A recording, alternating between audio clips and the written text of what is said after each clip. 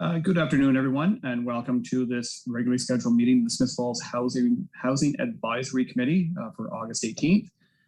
I'll call the meeting to order. I'll ask for a motion for approval of the agenda. Just need a couple of hands here. Councillor Allen, seconded by Courtney. All in favor? Our agenda is approved. Adoption of minutes. I need a motion for adoption of minutes from our July 7th meeting. And I need a mover is Courtney. Thank you, Courtney, for getting your hand already. A seconder is, let's see here. Anybody? Oh, Jeff, thank you. All in favor? Thank you. Okay, got the formalities out of the way. Disclosure monitor interest. If you have any now or through the meeting, please feel free to indicate. We're excited to have, before I introduce Ed McNabb, I wanted to introduce Kathy Taylor. Kathy is a new member to our task force representing Rideau Community Health Services. So welcome, Kathy. It's great to have you on board. We'll move forward to our delegation. Ed McNabb, welcome, Ed. We are excited to learn, Ed and Kurt. Sorry, Kurt's there somewhere as well. I saw him a moment ago. We are excited to have the two of you here to open our eyes and help us understand about the possibilities of 3D printing of homes. So I'm not sure who wants to start, but welcome, gentlemen. The screen is yours. Well, thank you ever so much. It is truly a privilege to be here. As noted, I'm Ed McNabb. I'm CEO of 3D PHC, 3D Printed Homes Corporation. We're a startup venture based in Calgary. And we do have a significant presence in Ontario because Kurt, our general manager, is in Brockville, not so far from you folks. Kurt, do you want to say a couple of words? Actually, not really. Okay, that's fine. We did prepare a short 4.5 minute PowerPoint presentation that will tell you a little bit about us, what we do and why we do it, and why you should be on board. So if it's all right with you, I would be very happy to start that. Please proceed.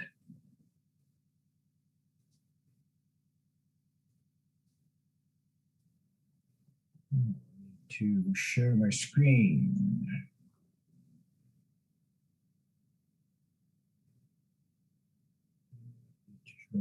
That one. With any kind of luck, you folks are looking at a very large splash screen with our logo on it. Well, we see your background is there. Okay, good stuff. So for you folks, it's afternoon. It's still pre-noon here for me. As I noted, I'm Ed McNabb and CEO of this venture. And I'm going to start this presentation with an uncomfortable truth that you all already know. Canada is facing a crisis of affordable housing and housing affordability. You know it, I know it, virtually everyone in the country knows it. And COVID... Sorry, I'll get a pot. No, your presentation isn't up. Oh. No. Did you forward it to staff ahead of time? I did not. Okay. So looks like there we go. There we go. Missed a share button. There we go. Now I have to get my notes back. No problem. Well, except it is being a problem. There we go. There's my notes. In the first half of this year, the national housing prices climbed an average of 12% each month. What's worse, realtors expect any house placed on the market to sell between 25 and 100% above asking price. The reality is, living in our own home has become a privilege that many people will never realize unless something changes. As parents and concerned citizens, we realized our mission was clear. We have to reduce the cost of housing. But how? The construction industry hasn't changed much in 300 years. The answer is we do it by changing the way houses are built. Construction 3D printing is a leading edge solution that will forever change the construction industry. By automating the build process, construction times can be reduced by 30 to 50%. More importantly, it produces 60% less carbon emissions and near zero construction waste. This alone will move your community significantly closer to net zero. But the real kicker is who we will attract to the industry. The digital nature of the process means a whole new generation of tech-savvy workers, be they at-risk youth, women, or the disabled, can seek rewarding careers in construction. As I said, this is an emerging technology. Around the world, companies in Europe, the Middle East, Africa, and the US all have begun to realize the advantages of using this method. But Canada is slow on the uptake. So far, we would like to see Canada join the parade. Which brings us back to how we can apply this technology to your housing crisis. Here are 3 options that demonstrate the flexibility and scalability of the technology. Beginning with backyard suites, we envision a 500 square foot home that can serve as a rental property or a granny suite to facilitate aging in place. Either use increases your rental stock. Our second option is gentle densification, where we revitalize underutilized municipal lots by providing safe, comfortable housing close to services and amenities. Finally, our third proposal is for a micro-village, where the backyard suite style can be grouped on municipally owned property with lease or purchase options back to the residents under a P3 agreement, thus providing affordable housing for first-time homeowners and seniors looking to downsize. We meet the requirements for carbon reduction in an industry that is notoriously dirty, but we offer so much more to your community. As I said in the beginning, as parents, we feel it's our moral responsibility to ensure our children can afford a safe and sustainable home. But just as importantly, as proud Canadians, we want to help your city succeed and show the rest of Canada how to address the greatest challenge facing our generation. With your help, we can do all of that and more.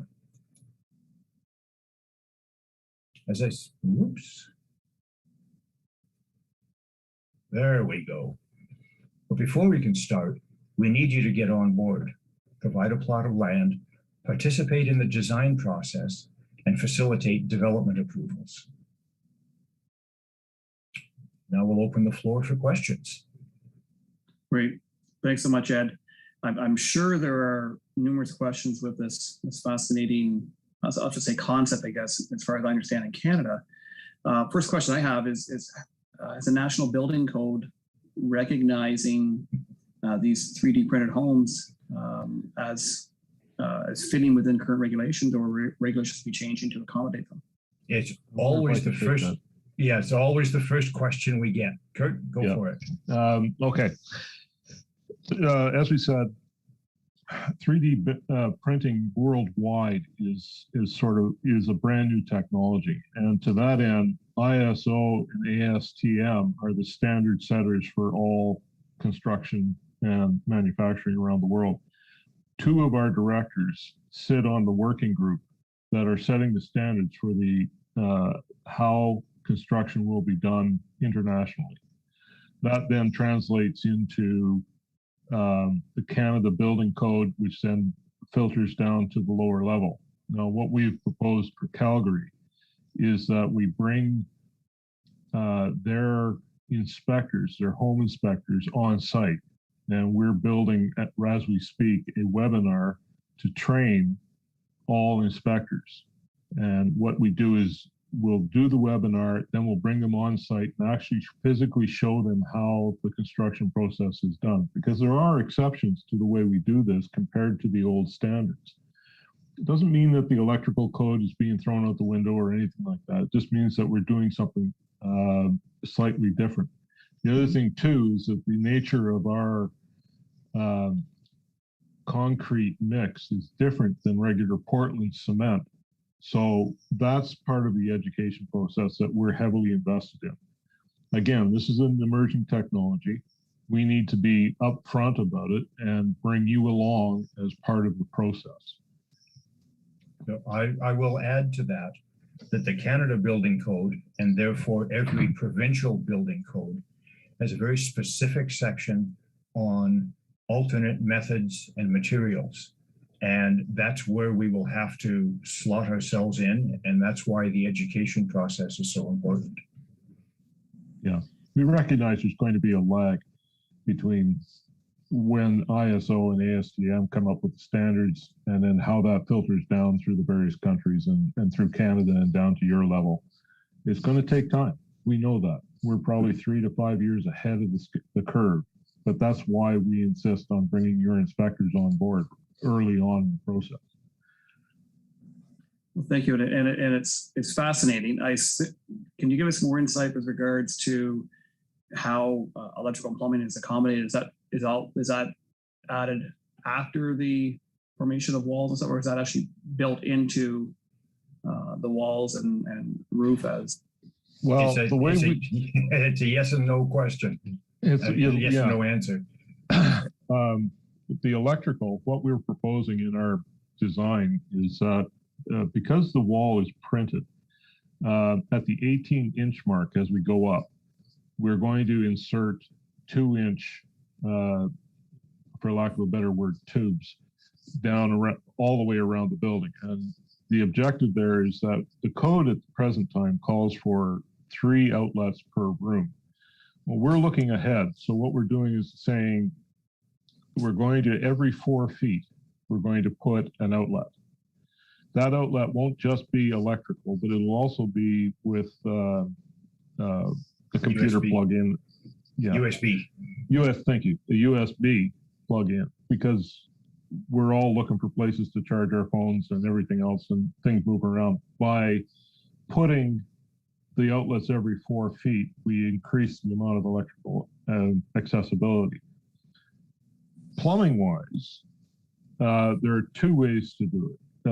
One is the way we've designed our buildings is it allows us to do the plumbing externally, mounted on the wall, so it's for easier accessibility.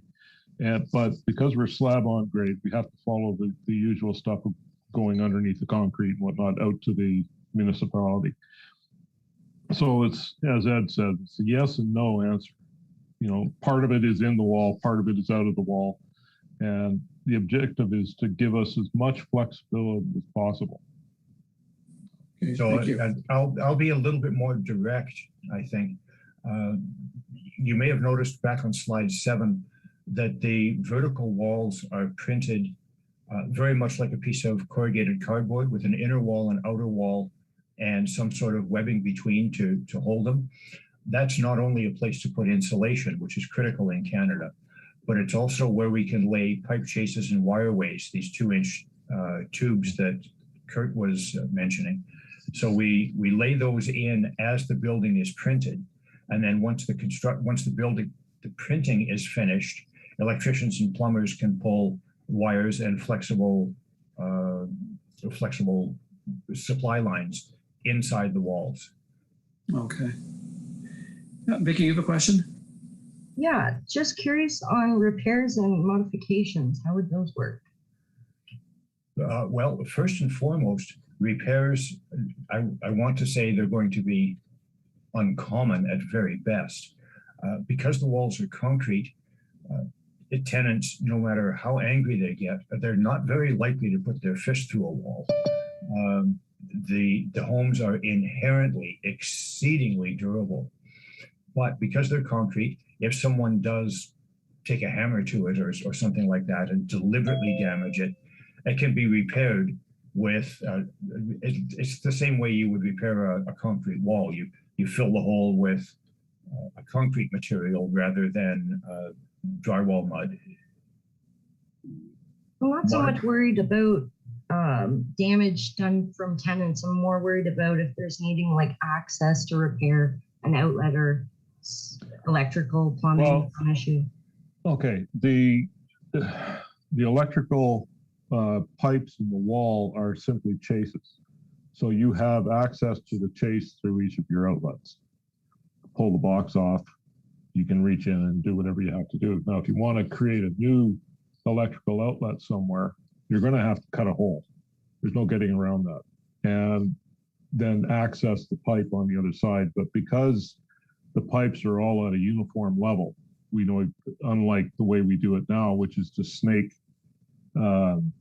runs from the outlets up to the ceiling and whatnot. What we do is we keep it all at the same level so the electrician knows roughly where to go in. Again, the standard right now is 18 inches off the ground for the outlet. So you know that 18 inches somewhere around the room, you're going to find that pipe. Now, granted, we're working with concrete. It's going to be a little messy, and it's going to be a bit more difficult than pulling drywall or repairing drywall. But you know, that's why, again, we're doing this with a view to putting as many outlets in as possible. So you've got 5 or 6 outlets in a room. It makes it a little bit more flexible. Thank you. Additional questions? Jeff, and then Kathy. Thank you, gentlemen. This is quite exciting, and it's nice to see people thinking outside of the usual housing box. I have a couple of technical questions, but I'm more interested in kind of your process and where you're at with it. Technically, I'm wondering, are you talking radiant floors for heating? Yeah. Yes. Okay. Yeah. And what kind of R value can you attain with a concrete wall? Do you have spray foam between the inner and outer wall? And what kind of R value do you get?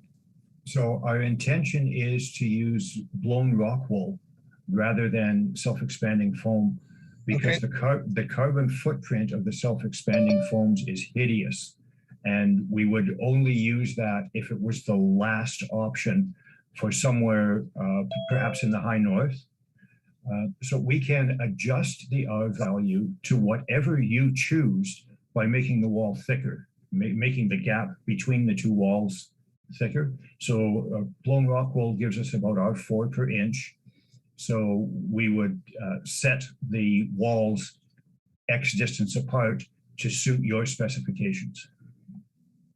Okay. The key here, I just want to point out that the key here is in expanding the walls from inner wall to outer wall does not substantially or markedly affect the price of the house. That's the nature of, just one of the things you want to stress is the nature of 3D printing is that you can make the changes on the pad, and then as long as it doesn't affect the engineering geometry or the strength of the building, we can make minor adjustments like that to fit your requirements. One of the things that we like to stress is that we have some basic designs. And what we would like to do is work in concert with you to have your engineering department look at the designs and pre-approve them so that we can come in and say, okay, this drawing or this particular design has been approved. We can plop it here or there or wherever you want it to go. What that does is for your municipal housing authority, it simplifies the process for you, makes it much easier, and it keeps your costs down, which then means that your dollars, your limited dollars, can now go much further. Okay, a couple follow-up questions. Seeing as you brought up price, I'm curious to know what kind of reduction in price from conventional framed housing are we talking about? That's one question. And the other one is, have you an example, an existing pilot example that we could see? Is there one in Brockville where you live, Kurt, or have you built any houses? And no, again, this is as Ed pointed out early on. We're a startup. We haven't gotten to that point where we're ready to build houses. That said, in Canada, there is only one house that's been approved as an Airbnb. It's called the Fibonacci House, and I think it's in Nelson. And unless you want to fly out there and have a look. But what I would encourage you to do is I would encourage you to go on to the web and just type in 3D printed homes. And because when I say this is an emerging technology, you can almost count on one hand the number of houses that have been built and approved. We're that close to the cutting edge of this technology. And most of the houses that have been built and approved have been built inside of what I would call a laboratory setting. So what they've done is they've put a great big tent up over it, like a weatherall or something like that. They've, taken their time to build this thing. The process will get faster. The process will streamline. Again, this is just stepped out of the lab, it's onto the ground. Now, price-wise, I would, for a 500 square foot home in Calgary, you can look between $200 and $400 per square foot using traditional build processes. And you may look to somewhere close to a year to 18 months to actually finish the product.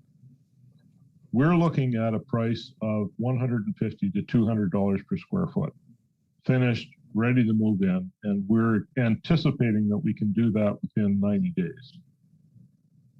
That seems to be the industry standard. So we're following, that's at this point, because we haven't actually built one, we don't actually know. A lot of that depends on supply chains, who can supply, like, does Rona carry all the parts we need, that type of thing.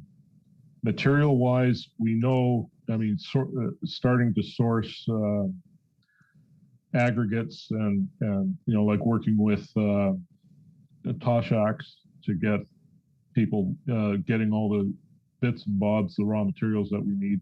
That's all a negotiating process, and we'll have to figure that all out yet. But once we get that up and running, again, I think we can stay safely within the $150 to $200 per square foot. And Kurt, Ed, when do you anticipate you'll be able to check all the boxes, cross the T's and dot the I's, and run with? Are you 5 years out, 2 years out? You're laughing. No, we are laughing because unless you got a really deep pocket, we could start tomorrow. We're that close. Okay. That we're now at the point where we're trying to raise funds, and we're actually tomorrow we're involved in Great Alberta Pitch competition, and where we're pitching this idea to investors. We're heavily involved in the Calgary's Mayor's Challenge, in the Innovation Challenge. We've been named out of almost 200 applicants. We've been named top 3. So there's no question in our mind that this is going to happen. The real question comes down to who can we attract as our investor? And once we work that out, we know the machine that we want. We know how we're going to go about it. We know what steps we want to take, and we just want to move forward with it. So I would argue we should be building something next year. I'd like to hope. Okay. The optimist in me says we will be ready to build as soon as the weather turns so that we don't want to. So we could reasonably be ready to build October, November, just when it gets really inconvenient to do that. Okay. Well, gentlemen, we really appreciate you being here today to share your vision. Oh, sorry. Vicky, one more question. One more question. What would it cost to rent, and will you be the landlords? Oh, good Lord, no. We do not want to be in the landlording business. We would expect your housing authority to own and operate the facilities. We would be a subcontractor or a prime contractor to your agency. Thank you. We've brought forward 3 different proposals for you. One of the reasons we do that is because we want to work with the municipality. We want you to, we recognize the homelessness issue. I don't know if any of you are familiar with Homes for Heroes. They create these micro villages, 200 square foot homes that get the guys off the street and get them into the beginning process of getting their lives back together. The way they got around the Landlord Tenant Act was they offered these men and women a code of conduct. If you do not adhere to the code of conduct, they can evict you. Whereas if you sign a lease, we know the problems with trying to evict somebody who's on a lease. That said, we're offering this flexibility to allow you, the municipality, to address the issues of either homelessness or first-time house buyers and step up and take, well, I don't want to say take responsibility. We all recognize that there's a need for this.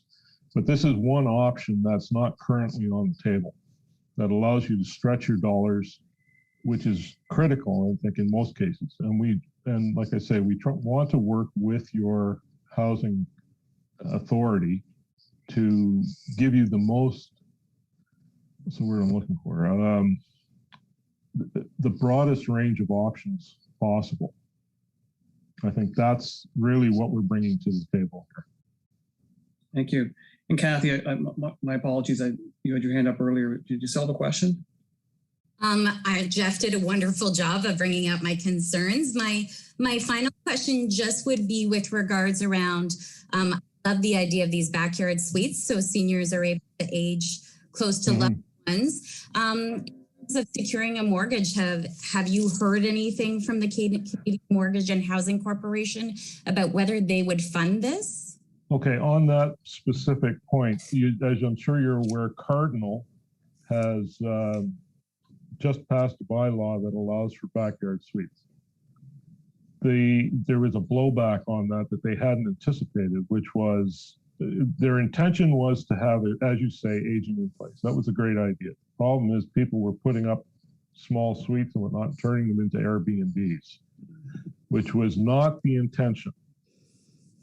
So if you approach the issue of backyard suites, you have to at least keep that in your back mind somehow.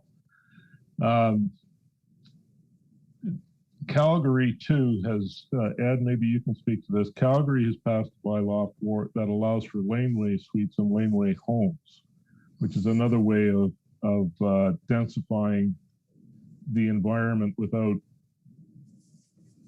well, it just bringing more people into the downtown core, essentially, because Calgary quite sprawled out quite a bit. Smithville doesn't quite have that same problem. So here's what I know about CMHC, and it's a little bit scattered. Generally, across the country, because there is no real estate owned by the laneway suite, then it's considered a home improvement, very much like building a garage. And CMHC doesn't finance that kind of thing. However, if you were to build a tiny home village, then that does fall within their purview. In addition, Stefan Jones, the VP of Innovation for CMHC, really wants to help us as a company do what we're trying to do. And because of that, if we can bring him a project and a letter of intent or memorandum of understanding for a project of 5 to 25 units with municipal buy-in, then I have solid reason to believe that the innovation department would partially finance the project with a grant. There is substantial money available at the federal level, specifically for addressing this issue. The average cost of a house today, I just saw yesterday on the news, the CMHC has posted that the average cost of a house across Canada is $663,000. Now, we came into this realizing that our kids will never be able to afford a house. There was a time when they could have come to the parents and said, listen, I need some cash for a down payment. Well, 20% of $600,000 is a lot of money. And even on a good day, I don't know that the parents could afford to help. Our houses come in, starter homes, if you will, come in at a much lower price, a little over $100,000, between $100,000 and $120,000. We'll just pick that as price. 20% of that is considerably less and is attainable. And our objective is to provide a starter home or a footprint where the kids can then begin to build their equity. And by bringing the municipality on board, our suggestion is that an arrangement be made between the municipality and the homeowners, like a P3 agreement, that allows them to pay a condominium type fee for the land. But by taking the land off the table, the price of the house drops substantially. And that's really where we can make great inroads both as a community and as a builder, because then we're just paying for the home and rather than having to invest in the land as well. Part of that does require that the municipality step up and provide services, but we would connect to those services. So essentially we're asking the community to be the developer. But given that this is something that affects virtually every community right across the country, I think maybe it's time that we take a different approach to how homes are constructed. The industry right now is bogged down. In fact, sales have dropped consistently now for the past 3 months. Part of that is because the prices are so goddamn high. That's not to say that development hasn't continued, but you're pushing, all of the risk is pushed on to the developer for creating the homes. And that's a capitalist approach to thing. And for 100 years, it worked well. But I think given the situation that we're in, we have to turn that table slightly and we have to get the municipality involved to take on the role of the developer just to kickstart the process. And once that happens, I think you'll see that, the benefits will far outweigh any risk that we take. Well, again, gentlemen, we really appreciate your delegation today, opening our eyes to a possibility and hopefully a probability that can become a reality. And we have a housing crisis, as many communities have. We're here today and we've been meeting regularly because we have a housing crisis, and we need to make sure that we can do all we can to create a good supply of affordable housing, even regular to income housing in our community. So if you don't mind following up with Nadine with some links and some details to your organization, I think we will probably reintroduce this topic at a future meeting where we can have a discussion internally, get some feedback from staff, possibly in the meantime. Our chief building official, our planner is on board. He's online today. He's heard your presentation. And as you've indicated, if there's a different way of doing things, if it's better than the way we've been doing in the past, we need to be considering that. So we look forward to circling back with you sometime in the not so distant future. Wish you all the best as you move forward. And obviously, we need support at the federal level in order to make this a possibility in all our communities. Excellent. I don't see Nadine on this call. Can you put the contact information in the chat? I mean, Carrie. It was Carrie who reached out to you via. Okay. And I want to thank Ali for bringing this to our attention and helping enable this delegation today. So we'll move on with our agenda. And funny enough, the gentleman that talked about secondary dwellings, that's the next topic on our agenda. So Carl is here. Our senior planner is here to talk about the pros and cons of short-term rentals and the impact this can have on our housing supply and secondary dwellings. So Carl, the screen is yours. Thank you, Mr. Chair. Good evening or good afternoon, everyone. I think this topic is timely. Just last week, actually, we had a zoning issues workshop that was presented by the consultants we've retained to update our zoning bylaw, and we flagged short-term rentals as one of the items for discussion. A lot of municipalities are looking at that and sort of exploring how they want to do that. So I think there's certainly positives with respect to short-term accommodations. They present income opportunities for residents. They support tourism. They provide a bit of an alternative form of housing for different periods of time. But of course, there's also the pressures with respect to impact on housing affordability and impact on the existing industry. Does this impact hotels or other folks who already who pay additional commercial taxes, maybe business licensing, or go through all of those processes? And I can speak a little bit more knowledgeably about zoning, and a lot of the municipalities I've seen that have established zoning requirements for short-term rentals. What I've often seen as a trend is that they would be allowing the short-term rentals only within the principal residence of the operator. So a situation where somebody has an apartment building constructing where the whole bunch of units are rented out would be treated, zoned, and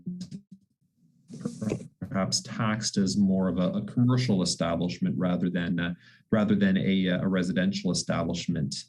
Prince Edward County was also investigating the possibility of sort of density requirements, so allowing short-term rentals, a certain number of short-term rentals within, say, a square kilometer, within a radius of others. So to encourage or to accommodate the use, but ensure you're not really altering the character of the neighborhood. I'm not sure you would want a situation, for instance, where perhaps less applicable here, but where half of your neighborhood is empty in the winter. So those are the sorts of things that can be or that have been done in other areas. To the best of my knowledge, MPAC does not. They're not assessed, and we did reach out to our finance department. They're not assessed differently from a traditional residence. So usually there's no permit associated with the conversion of a house into a short-term rental or Airbnb. So there wouldn't be a trigger for them to know. But municipalities have sort of enveloped them through their own processes, the City of Toronto among them, to identify them as businesses, require a business license, and establish certain bylaw requirements relating to property standards, fire escapes, those sorts of things. So there are some regulatory tools, and this will be an interesting conversation moving forward with respect to our own municipality, if what the concerns of the community are and how and whether we want to regulate it. So we did through the housing issues workshop, the folks who participated in that generally did feel that there should be some regulations for short-term rentals, and some of the concerns that have been raised in that was the concern about possibly taking up or displacing people in need of long-term housing. There's concerns about enforcement. There's concerns about the ability to or the impact on the rental market. Concerns about noise and also the sense of community and making sure that in our residential areas there's a local point of contact, somebody who's connected to the area and has that sense of community. So of the people who participated in the workshop, everybody was in favor of some sort of exploration of regulations for short-term rentals, and that could include regulation in the zoning bylaw, a taxation process through a business license or some sort of other bylaw. So I think ultimately, this would be something that would be worked on by myself and Carrie as well, depending on what direction we look to do and how we want to regulate it. But it is an interesting short-term rentals. They provide some opportunities as well. But I think for those municipalities who choose to regulate them, they want to also limit the pressure points they put on existing businesses and the community. So I think that's a fairly high level overview of what we're looking at, and I welcome the discussion from the committee, and if there's something And if the committee would like to see further information or details about any specific options or approaches we can take, I'd be happy to come back later and explore any of these particular points. So thank you, Mr. Chair, and I'll look forward to the discussion. Okay, thank you, Carl. I'll open the questions. The first one is, did you do any research to see how many Airbnbs or short-term rentals we actually have in town? I know there are some. I wasn't sure how many units are impacted. So at this point, I don't have that information. I don't know how many we have. That's perhaps something we can investigate further, because that'd be interesting to know what impact it is having on our overall rental supply. I mean, as you mentioned, there are merits, and I know a few people who have Airbnbs now, and they do meet a niche need in the market for visitors and tourists and people who are staying short term. At the same time, they have been a reliable source of income for property owners. So there are merits. But I think it's the question of where we go from here and whether we should be looking at a regulatory policy to control them in the future, to identify them, potentially tax them, etc. Vicky. Yeah, just a note. I don't think that taxing Airbnbs will help lessen the demand on the demand on the market and how there's lack of. It would just allow them to skirt the regulation, and I don't like that. As well as checking Airbnbs myself, I think they only show what's currently available and not already rented at the moment. So it's kind of tricky to find out how many there are exactly. Okay. Thank you. Additional questions or comments, Jeff? And then Lorraine. Yeah, thank you, Mayor Panko. Carl, you mentioned that cities like Toronto are putting in place some restrictions around short-term rentals. Are there examples of communities of similar size to Smith Falls that have done things, and what were the outcomes of them having put in these bylaws? Excellent question, Jeff, through the chair.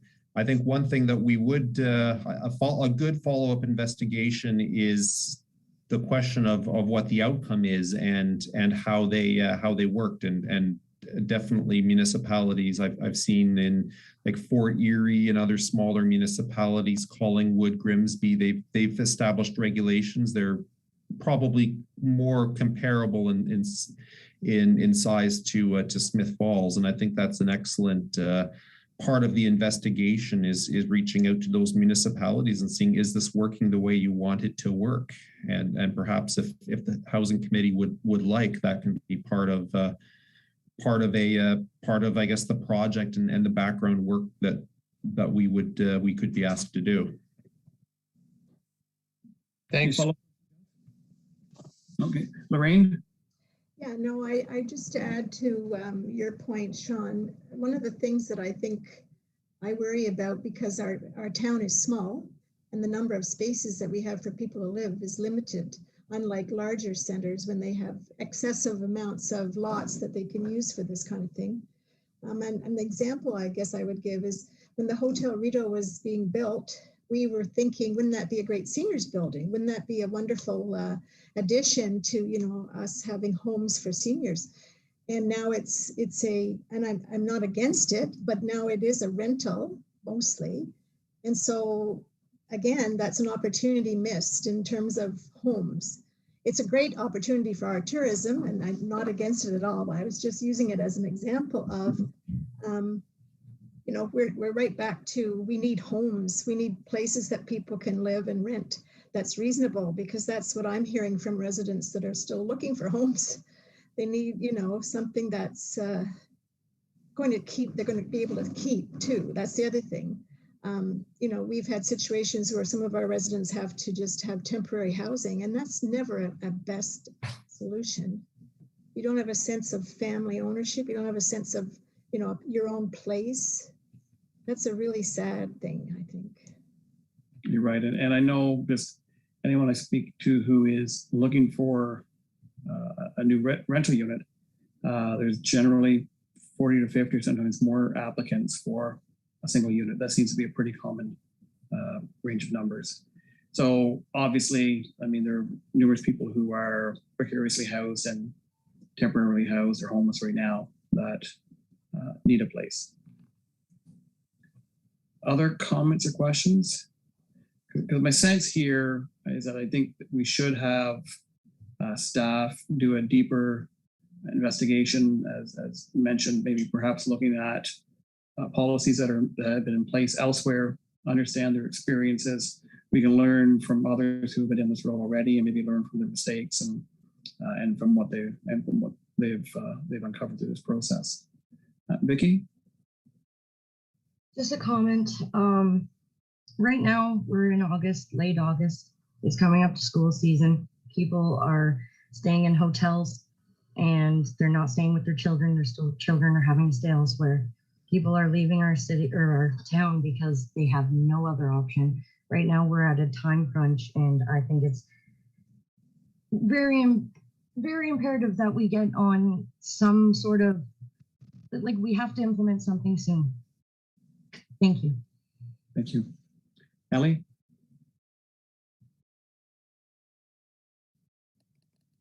Yeah, I just kind of wanted to echo a little bit of what Lorraine said with the new Rita Hotel. I mean, I did a quick look on Airbnb and they're renting for $250 a night. So I don't, like, what is that? That's like $7,000 a month. When really they were supposed to be like long-term rentals or condominiums for seniors was, I think, the original gist that everyone was thinking. And I'm just wondering what kind of procedures, or maybe again, staff can look into it more. Like, there's quite a few new buildings going up. I think it's important that we're looking at not just, private owners and their house Airbnbs, but what we're doing to kind of make sure that the new builds going up are not going to be turning into Airbnbs, and how we can have actual affordable housing in those units as opposed to like 4 out of 100. And what that means, because I mean, realistically, that shows that 100 units are unaffordable.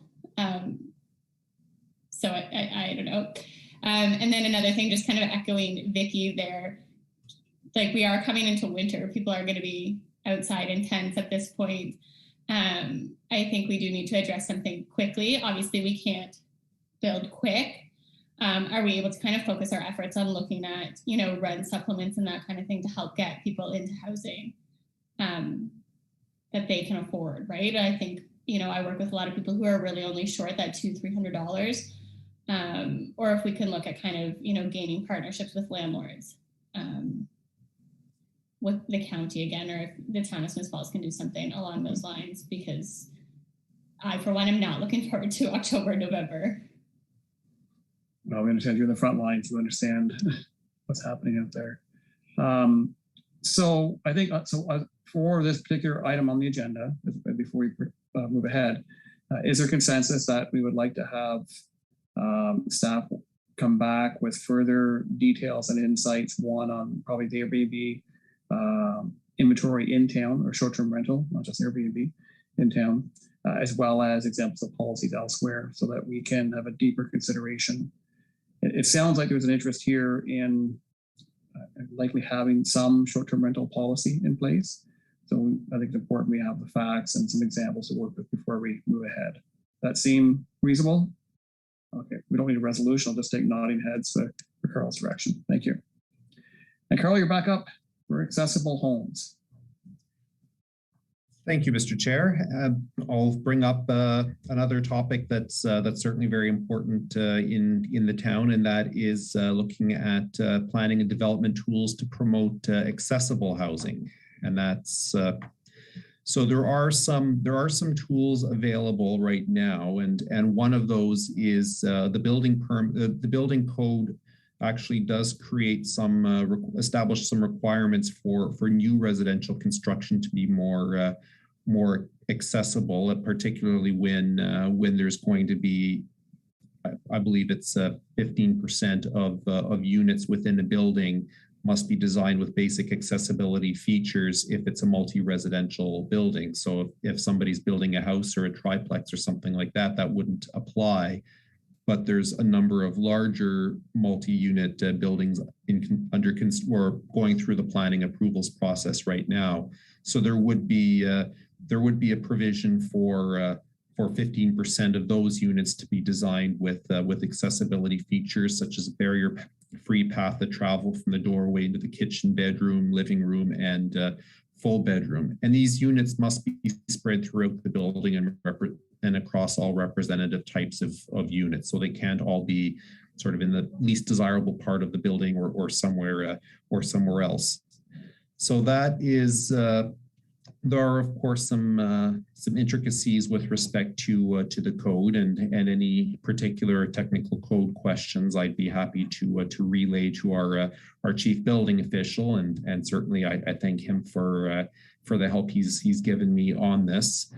So in terms of our existing planning policies, there isn't a whole lot we have on a very specific basis. I think the official plan does establish some very broad, some broad provisions that are generally supportive of accessible housing types, but they are implemented in the zoning bylaw, and the zoning bylaw does not establish requirements or provisions for an accessible unit. A dwelling unit is a dwelling unit. Obviously, it has to meet code. If it's a multi-dwelling, that has to meet whatever the code requires.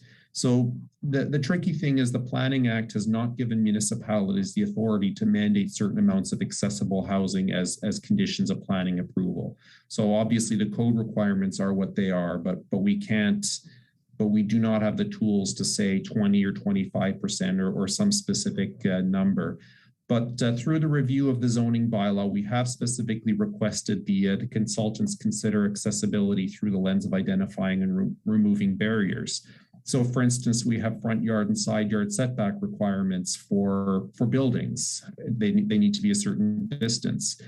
There may be opportunities to accommodate accessibility enhancements as permitted encroachment. So for instance, a porch or a ramp or something like that, perhaps the zoning can investigate allowing those as of right within a setback. So somebody doesn't need a minor variance to build a ramp. We actually went through a variance process last year, and the committee was happy to approve a minor variance for an encroaching ramp. But that application process and the cost is still a barrier. So also ensure permissive zoning is in place where appropriate for assisted living and other types of housing. So based on the zoning and planning tools we have right now, I think what our consultants and the discussion we've had with our consultants is we're limited in terms of what we can require, but we obviously want to make sure we're minimizing any barriers that may exist. Where I think we do have a bit more opportunity to make a positive change is through incentive-based programs. And we've had some discussions at previous meetings about a community improvement plan focusing on affordable housing. So that's that, and the committee is broadly supportive of that. However, I think one thing we can look at is broadening the scope of that affordable housing community improvement plan to also include accessible housing, make it broadly cover inclusive housing as a whole. So there's certainly, depending on what direction the committee and council want to proceed, we can investigate creating those incentive-based programs to accommodate retrofits and improvements to existing residential units or encourage developers to build new ones that are accessible, and we would, through that process, we would define accessibility. Of course, we would identify what the needs are in the town, and how do we get the best bang for our buck. At the end of the day, incentive-based programs, depending on how they're framed, there may be a budget requirement for the municipality. So we want to make sure that the community is getting good value for that. And I think the other thing, well, the building code requirements for accessibility are helpful. They don't address affordability. So we can require building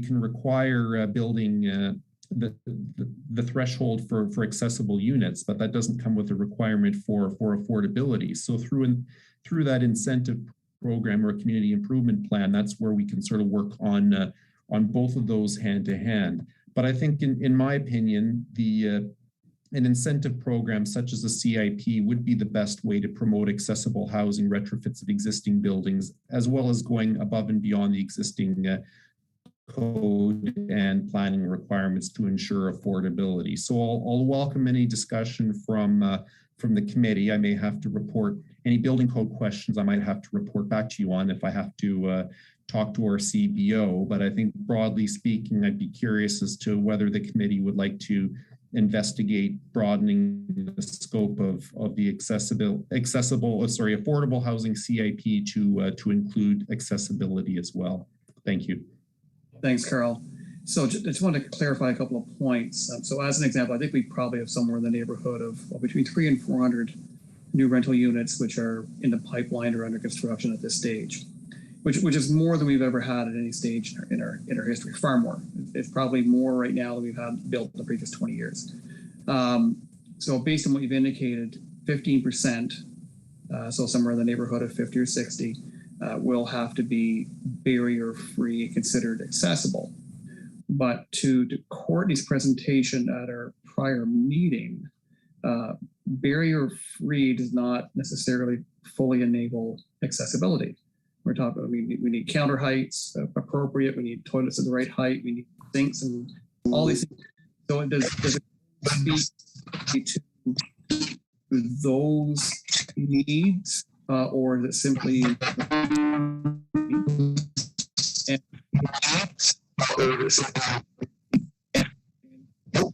where it's coming from?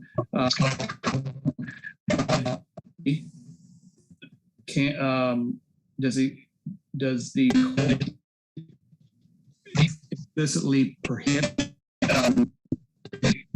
code explicitly prohibit making feedback? Okay. Does the code specifically prohibit a municipality from requiring a certain number or defining, requiring accessible units and defining what they include, or does it simply silent to enabling us to make that a requirement, a greater requirement? Go ahead, Carl, please. Sorry, Sean. Actually, I unfortunately I missed the earlier part of your conversation. I was getting some. I think I was getting some technical feedback. Did you get the second part? If you want to go ahead with that. Okay. So with respect to the building code, is my understanding is it establishes minimums, and I'm not sure. So is your question, does our chief building official have the authority to sort of require something above and beyond what the code requires? So sort of increase require a higher standard? So yeah, so would we have the authority to pass so does the code prohibit us from having a higher standard than what the province has today? Or is it simply there's nothing there to enable us to do so? So that is a question I will reach out to our chief building official. Okay. And he can outline if there are any additional tools that we have under the building code, because I know there are some areas where the municipality can pass specific bylaws under the building code. So I'll reach out to him and see what sort of opportunity we might have there. Okay, and I'll go back to my first question, I guess, when you talked about, so we have between 300 and 400 residential rental units under development today, whether under construction or in the pipeline. So we're going to have another, let's say, 40 to 50 to 60 units, which have to be considered accessible. But to Courtney's presentation before, barrier-free does not necessarily mean enabling accessibility. So when it comes to counter heights, when it comes to plumbing fixtures, they simply being barrier-free may not be as accommodative as it needs to be. So does the requirement by the code specify and define what accessible means beyond barrier-free, or simply meaning barrier-free? So my reading is that it simply means barrier-free. So I can certainly bring yourself and Courtney into a conversation with their CBO to explore that a little bit further and get the sense of whether how far it really does go and whether it meets the universal needs that it's intended to. Okay, so that's something I think that we would like to see as a requirement, or as we talked about, the possibility of incentive through our CIP, because as we have many members of our community that need more than barrier-free, and with an aging population, we need to make sure that we have the ability for people to age at home, and in order to do that, there will be greater needs. So I'll open the floor to questions and comments. I'm sure there might be some. Courtney, yes, please go ahead.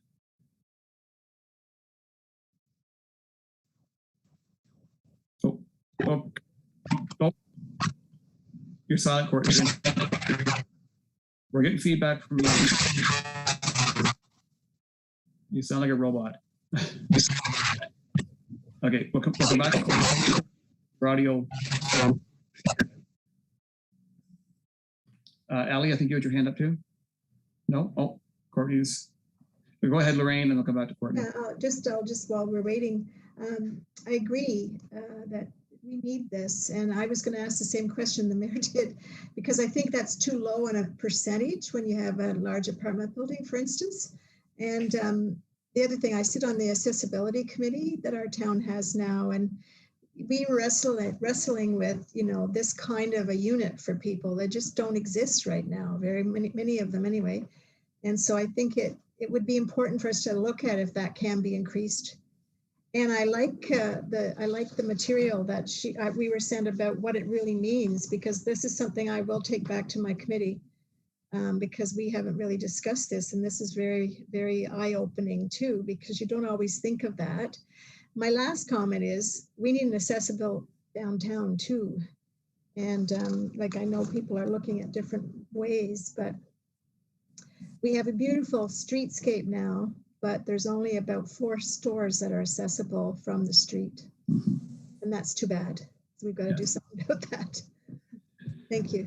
That's the accessibility committee pushing that. Good, Lorraine. Yeah. Thank you. Courtney, you want to try again?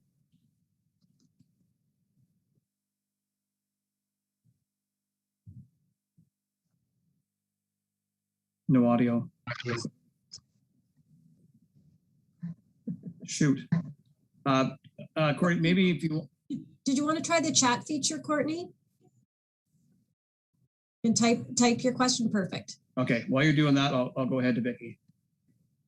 I just think it's very important that we incentivize anywhere possible, whether it's minor upgrades or major, especially major. And it would be great if we could make in the CIP funding it fully funded for any upgrades. That way it sets a precedent for a good relationship between the tenant and the landlord. Thank you.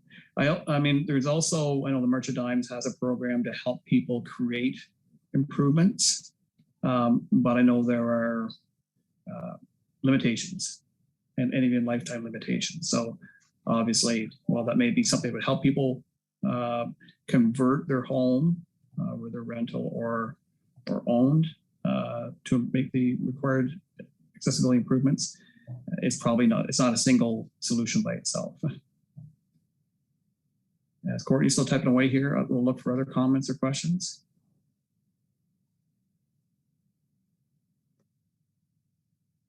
If I may. Yes.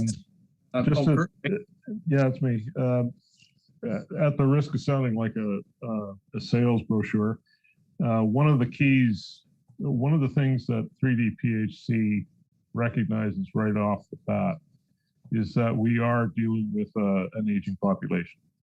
In fact, in Calgary, the issue on the table is that millennials are not interested in the boomer houses. They're too big, and they demand too much maintenance. They're far more interested in a smaller community or a smaller house dwelling. right from the start, we recognized that. And so all of our doors are, for example, 36 inches wide. The foyers, the reason we designed them as big as they are is so that you can bring a walker inside. These are considerations, like the interior is wide open so that you can move easily from the bedroom to the bathroom to the kitchen to the sitting area. The advantage of new construction, you're talking about in incentive programs. The advantage of new construction is we can build this right from the start, which gives you the broadest range of flexibility that you can get. The problem with incentive programs is you're asking people to go back over existing houses, which were designed with a different mindset. I think we all recognize that, we need to address this issue and build it right in. So that's one of the things that we bring to the table is this ability to take into consideration the aging population, even if it's you end up renting to a younger couple or a younger family, you still have that extra large door, you have lower counters, all that type of thing that make it easier for people to move around in. Thank you, Kurt. Courtney posted her comments and obviously very, very relevant. And my suggestion is two things, I guess. One, if the requirements today do not meet that standard, I think we need to investigate what we can do to ensure that that standard is met to a certain number of units, I guess, when we do have new residential construction. And then we have to see about whether that's something we can enforce or something we would provide that incentive. The second part, I believe, perhaps from an advocacy standpoint, we could lobby the province to change regulations to require builders to provide fully accessible and barrier-free units to a certain percentage within developments. And if this task force was supportive, this advisory committee was supportive of that, we can make a recommendation to council. If council adopts that, we could circulate it to every municipality in the province and encourage the Minister of Municipal Affairs and Housing, which is Steve Clark from our adjacent riding. We can probably get his ear on this and perhaps something that could lead to some changes at some point in time in the future. I see nodding heads there.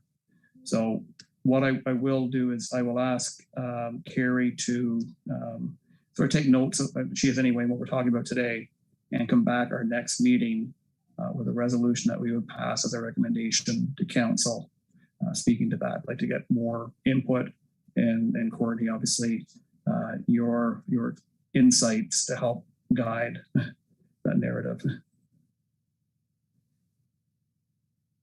And I guess the other thing, I guess certainly I think is seems to be pretty wide consensus here that we would want this to be included as part of our CIP, that we can provide incentives through that mechanism to ensure that there is fully accessible and inclusive housing in our community. Nodding heads.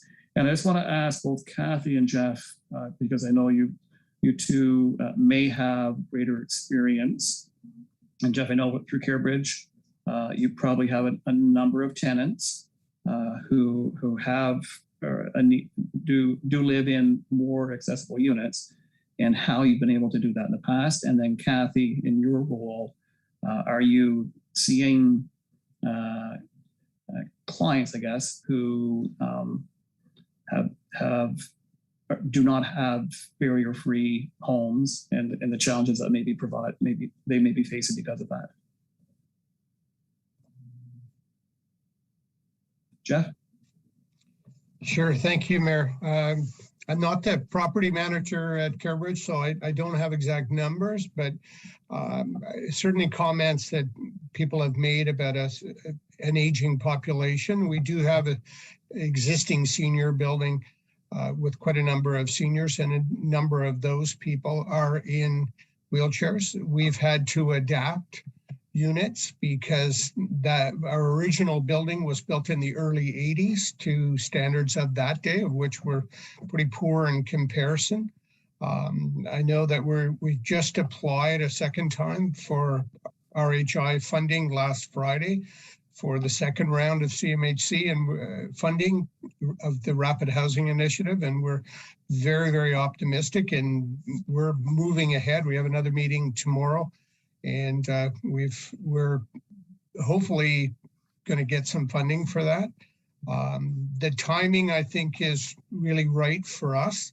Of course, being a 4-story building, there'll be an elevator, but we need to make sure that we've got the number of accessible units as possible. We certainly will have quite a number that are barrier-free, and as we go forward in actually finalizing the drawings, this conversation couldn't be more relevant than right now. So, yeah, no, we need to continue that conversation, and I will take forward to our planning group that the town is looking at this and really with an eye to increasing the numbers.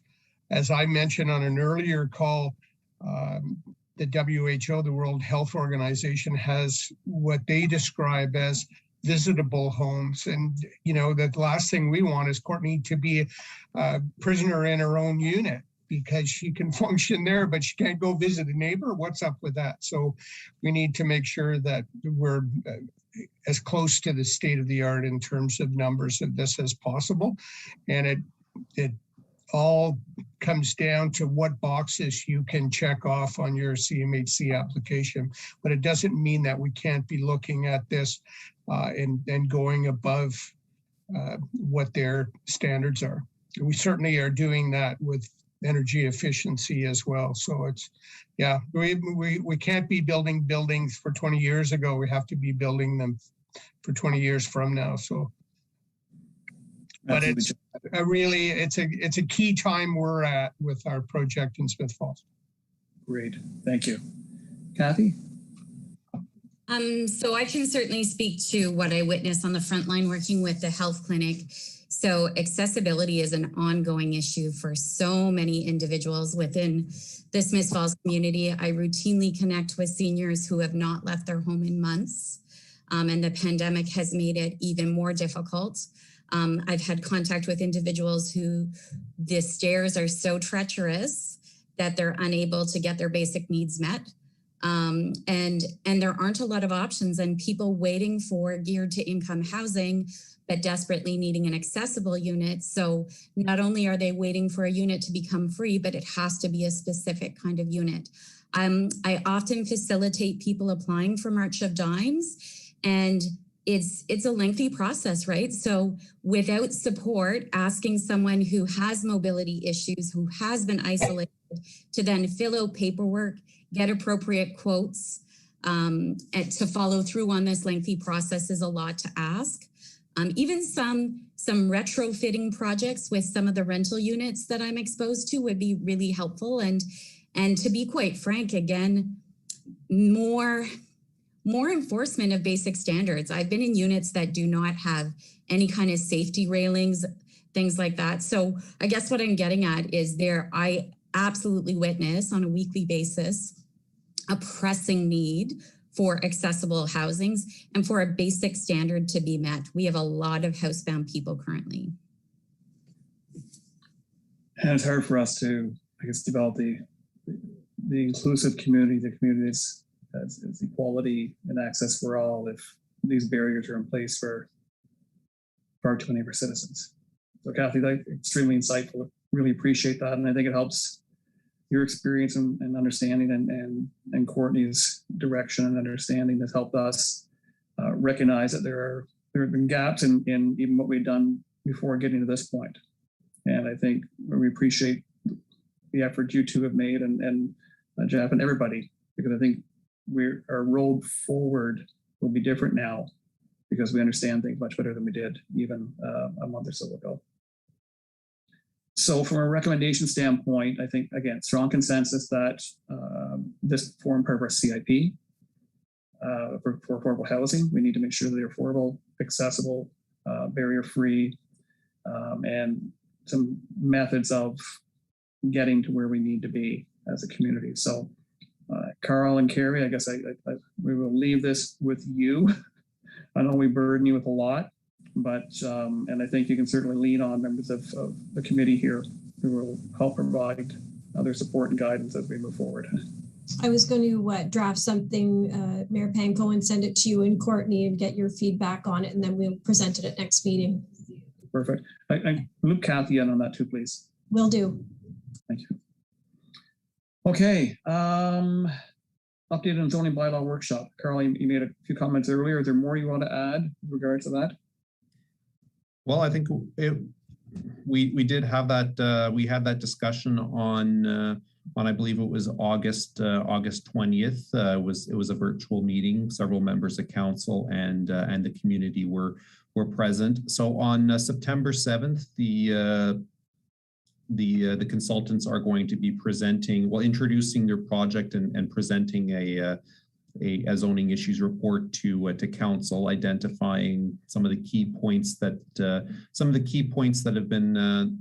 have been identified through their consultations with various agencies. I know they've reached out to a number of committees for feedback. I think housing, as we know, is going to be a very significant part of their is a major part of their work plan. So that's going to be spoken to. I think the presentation will be fairly high level and just seeking council's direction on the broader themes and directions, and then it'll get carried forward into some of the more specific policy work that's going to follow over the coming months.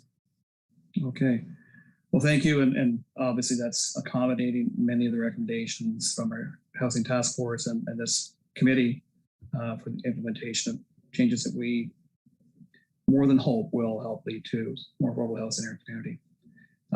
Inclusive homes as a topic, I think we've somewhat covered that.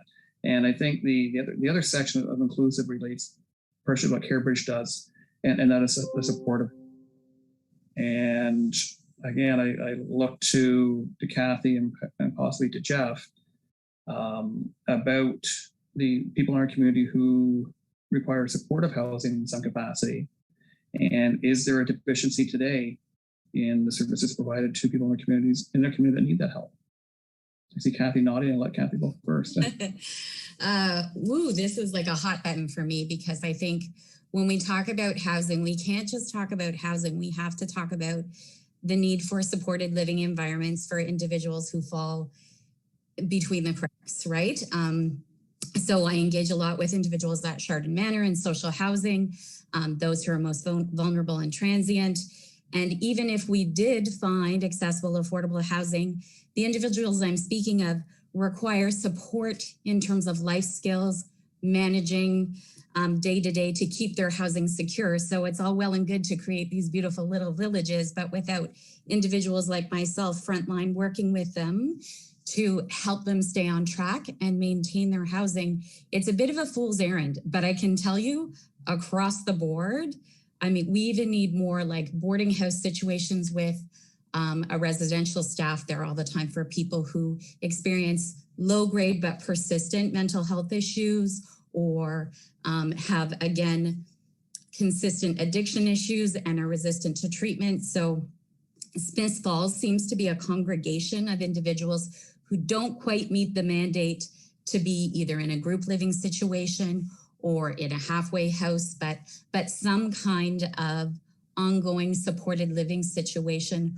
where there is trained staff to support them would make a huge difference. And we don't have anything like that. I send people to Kingston and Ottawa routinely to receive those services. Wow. So the question becomes how? So I've done some work around this because it's like a personal passion of mine. And there have been some beautiful success stories in other provinces. Typically it's grassroots organizations who create this, and then municipality, the province, then the federal government pitch in some funding.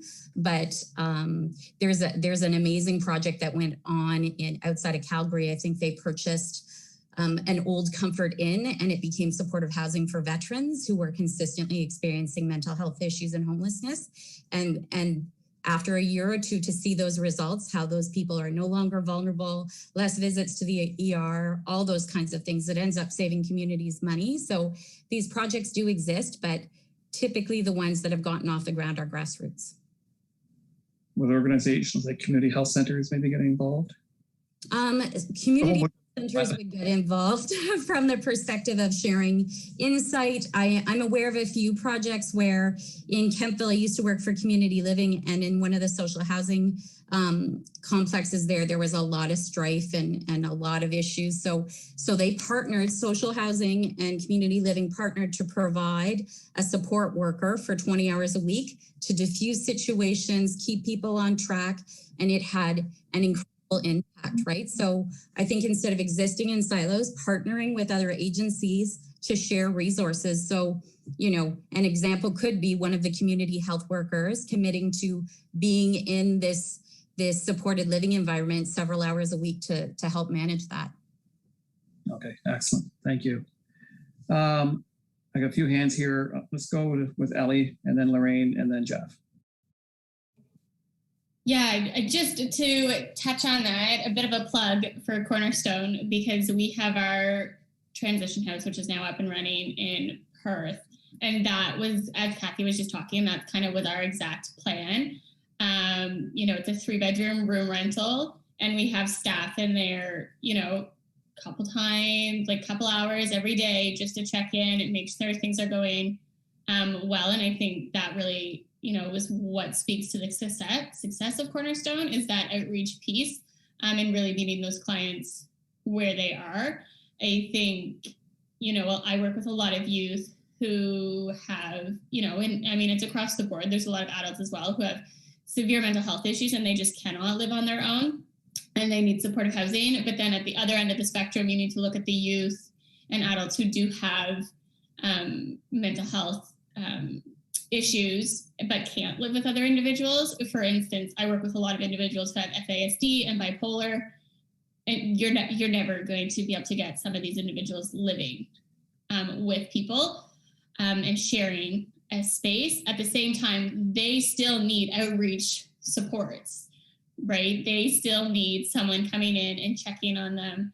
And I think that's something that's really missing right now, even within our social housing, is there's nobody there kind of going and seeing them and checking in to make sure things are going well. They don't have anyone to call if there's, you know, a minor issue, which then leads to greater and bigger issues.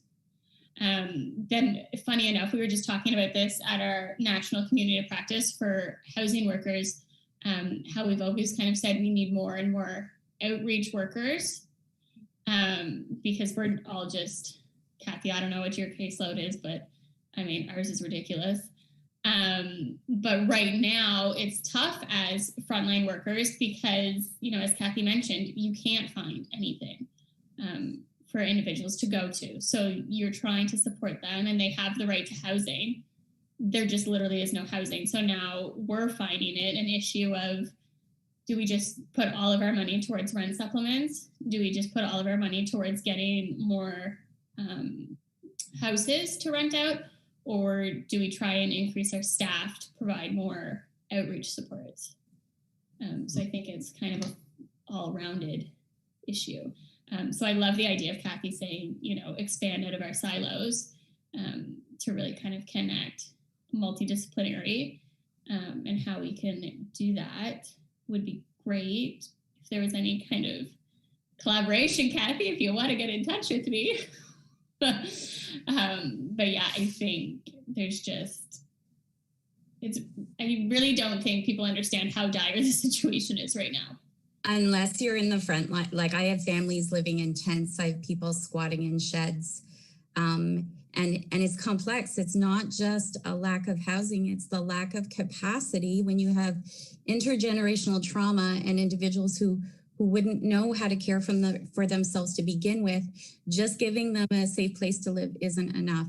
So I'm aware Lanark County Mental Health has been undergoing a lot of changes, and we're working more with them. And they talked about a future where there would be outreach workers. And I think it would make a lot of sense and have a positive impact on the community and on the housing situation to partner with them and an outreach worker work with social housing and work with various partners to help stabilize those individuals.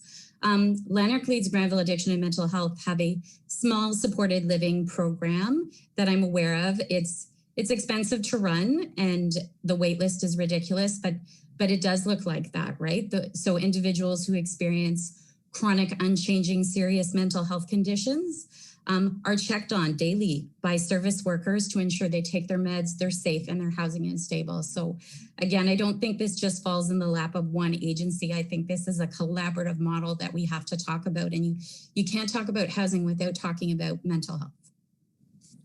Well, thank you, both of you. And I guess my limited understanding, of course, if we don't provide the housing, we don't provide the supports, the impacts on the individual is devastating, and the burden on the healthcare and criminal justice system is more profound. So if we can make a difference earlier, perhaps we can limit the challenges later. Lorraine. Yeah, no, I just wanted to talk about a concept that was used in our municipality the first term of office that I was in. I was the council rep at our social housing, and the young woman that was looking after that at that time, the person who was looking after that area in our town had a full-time job there. And one of our units came up for rent. And she brought myself and some other people in the community, all these social partners together, and said, look, what if we took this unit over and then we offer all these supports to the social housing neighborhood? Would it make a difference? And it sure did make a difference. I was very, very sad to see that taken away. And I know now that those people who look after our social housing are housed in Carleton Place, I believe. And we don't have the same kind of support. And the house got rented. And we did things like we taught the kids how to make their own lunch. They came there for movies, the library. We went through the library and brought all kinds of children's books. It was a place that was safe and they could come to ask questions. Mental health people were there. Like everybody that they needed was just in their neighborhood. And to me, it's an easy, I know it's expensive, but it's an easy way to check off all the boxes that they need. Anyway, sorry. Thanks. Jeff? Yeah, I'd pretty much reiterate what others are saying, like Kathy, about mental health supports. CareBridge sits at the table at the county on a county task force around affordable housing, and so does Lanark County Mental Health. And they are, as she said, really redefining their role in the community in this realm. At present, with our project in Smith Falls, we're working at getting those roofs, and we don't know who's going to live in the building, but we have since day one been working with the church in Smith Falls, who are ready to go to help. So I would suggest, as much as we need professional agencies to step up and help in this realm, but we also need to be looking at this through a community development lens. We're not just creating housing, we're creating a neighborhood, and we want it to be a healthy, productive neighborhood where everyone is welcome. So we need to have those boots on the ground of people that will be welcoming and help to make sure that we can provide the kinds of things. And it's not always a formal program that's necessary. It's feeling like you're part of something beyond your social housing neighborhood, that you're actual citizens. And the more we can engage people in neighborhoods, the better. And I think having that church willing to work with us, and once we're funded and we know we're going to build, we'll have a better idea who's going to inhabit the building, and we can make sure that we have the kinds of community supports that are necessary for the people that we get. It's not, and it's often, I think Kathy would agree, it's individualized approaches. It's not about, yeah, if we do this, if we throw a community garden in the front, everyone will grow carrots. It's not as simple as that. It's very much about providing a welcoming environment where people feel like they're part of community. And that comes not just from above, but it comes from the grassroots as well. Thanks, Jeff. Great conversation. And I'm not sure where we go with this topic. I don't think we have any clear direction other than I think we've identified a critical need. And perhaps this is something, Carrie, if we can leave this on, maybe on the agenda for future discussion, almost as a standing item, I think we need to come back to this. And while I've got, go ahead, Jeff. We're pretty hopeful that we're going to get funding for this project, touch wood. And maybe we can use this as an example of a new type of public housing, and we can really wrap that building with the kind of welcoming supports that will be necessary.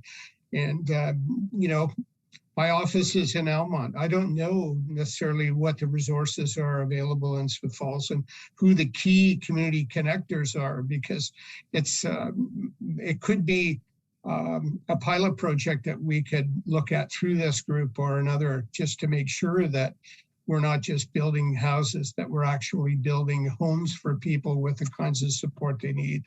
So I would welcome any of that kind of work when we're further down the pipe. Excellent. Thank you. Well, while I have the group here, it's not completely relevant to, I'd say, the mandate of the task force, but it's relevant to the discussion we just had. And so the town is hosting a community consultation and barbecue at Highland Corbett Park next Tuesday from 4:30 to 6:30. And the focus is it's emerged as a need to try to provide some additional support, not just recreational, but additional support for that community.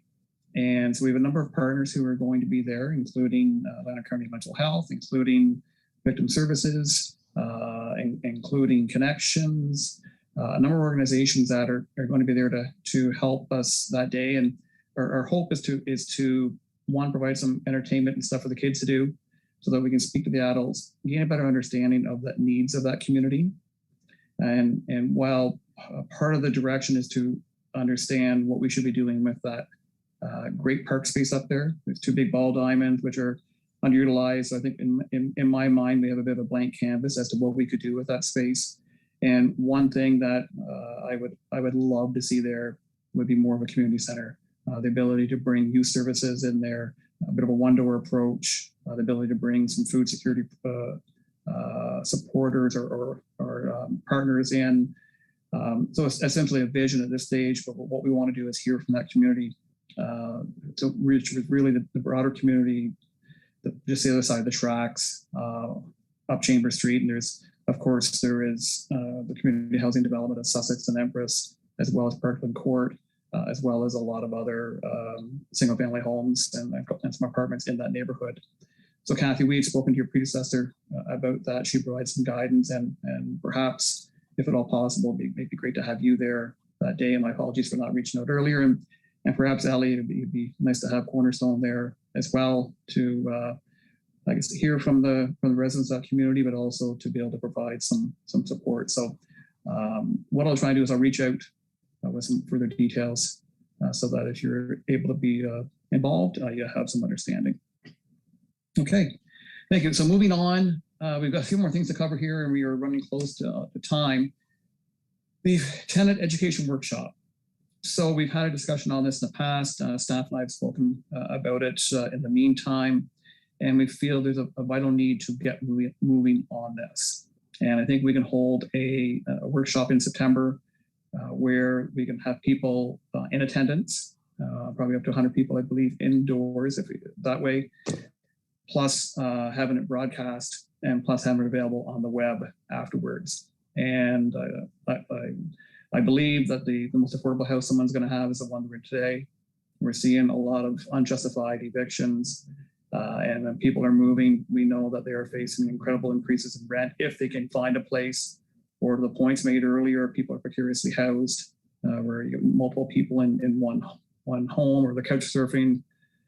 Or to Ellie, your comments, they're even worse. They're in sheds, or Kathy, your comments, they're in sheds, they're in tents. And so this is the crisis that we're facing. And while a lot of the work we're doing here, I think will create sustainable change and will add affordable housing and rent to income housing to our inventory, that will make it sustain a much better, much bigger, broader impact over the long run. We're also in a crisis right now. And so to Vicky's point, when we open the meeting, we're in a crisis. What more are we going to do? So part of it, I think, is we need to get this workshop underway. Vicky, to your work on the Housing Task Force in sort of that tenant preparation guidance document that make sure you can put yourself front and center as being that tenant that someone's going to rent to, how to prepare yourself for that is relevant. We'd love to have you to be able to present that during the workshop and help prepare a lot of our residents who are renting to find a new home if they are seeking one. Linda Tranter spoke, of course, I think it was our last meeting, or the meeting before, and of course, the lawyer from the legal clinic. She really helped add some clarity and understanding about the legal process. We know that the legal process is not always being followed. We know that numerous people who are facing eviction don't have the time or the internet access or the device access or the know-how to stay potentially online for 3 or 4 hours waiting for their turn to be heard at the landlord-tenant tribunal. As a result, they're not there when their time comes up, or Linda or another lawyer cannot connect with them. But it's critically important that they connect with them prior to their hearing, and they're facing eviction. And I think we can help if we can hold this workshop and help keep one person housed. I think we're making a difference. So just looking for any feedback today. I think the intention is we'd like to move forward with that in September. And as I mentioned, Vicki, I'd like to have you participating. And anyone else who would like to play a role in that when we move it forward. Ellie, I think obviously you probably have some tremendous insights, experience, and wisdom to provide as well. So open the screen to this discussion.